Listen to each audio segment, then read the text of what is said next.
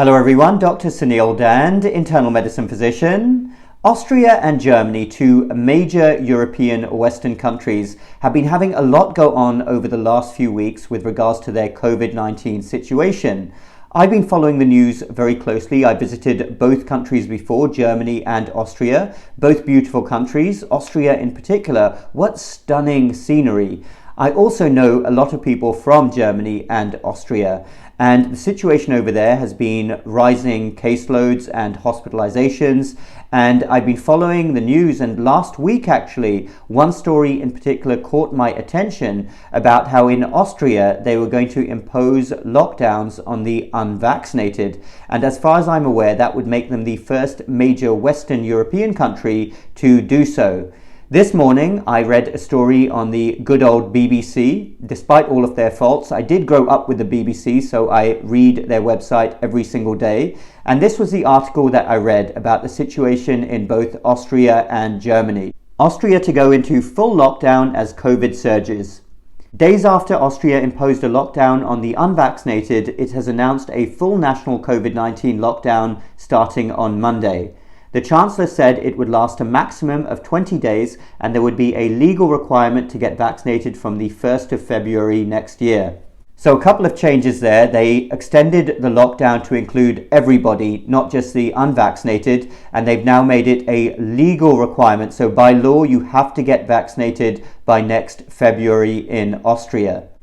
He was responding to record case numbers and one of the lowest vaccination levels in Western Europe. Many other European countries are imposing restrictions as cases rise. We don't want a fifth wave, the Chancellor said. For a long time there had been a consensus over avoiding mandatory vaccinations. However, that changed. Latest figures show the incidence rate has risen to 1,050 cases per 100,000 people in the last week, the health minister said. Imposing a lockdown was a last resort. So what exactly is going to happen in Austria during these lockdowns? Under the measures, Austrians will be asked to work from home, non-essential shops will close, and schools will remain open for children who require face-to-face learning. Children who require face-to-face learning, I'm not sure what that means. I thought all children require face-to-face learning. They will continue until the 12th of December, but will be reassessed after 10 days. So what is happening in Austria's much larger neighbour, Germany, Deutschland? Neighbouring Germany has seen several days of record infections this week, the health minister said. A national emergency that requires a combined national effort. German leaders have already agreed to introduce restrictions for unvaccinated people in areas with high hospital admissions, and Parliament has backed requirements for people to show COVID passes on buses and trains and in workplaces. So that is something that I was unaware of. Germany as well is targeting the unvaccinated with extra restrictions.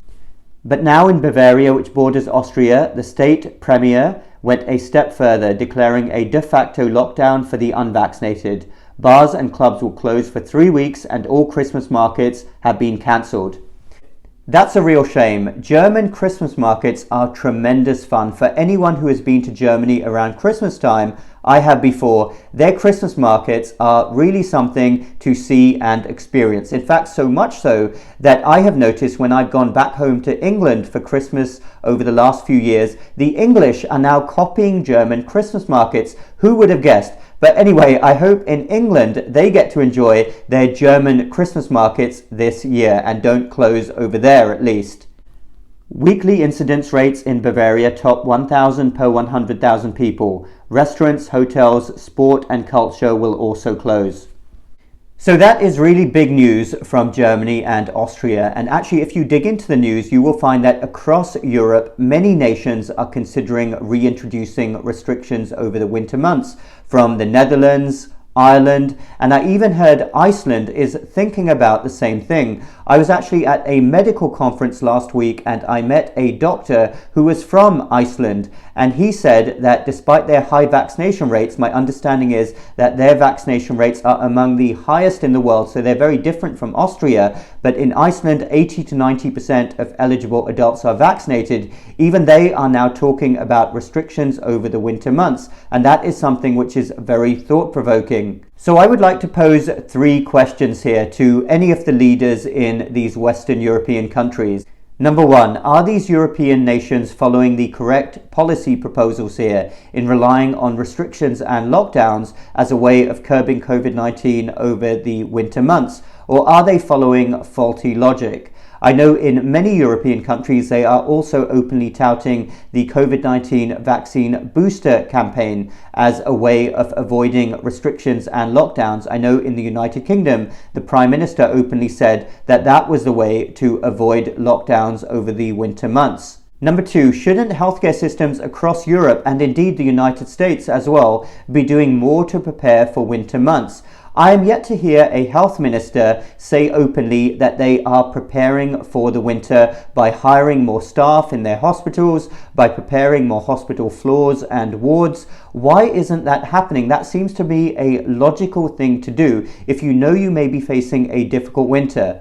Think about this as well. If you go back and Google articles over the last 10 years, this even precedes COVID-19. Look at articles from 2015 to 2019. You will see that almost every single winter, healthcare systems are sounding the warning signal in the winter, saying that they are at complete breaking point, frequently due to influenza. So it doesn't take much to push our healthcare systems over the edge. Why are we not doing more to prepare for difficult winters by investing more in our healthcare systems, which we know are at complete breaking point?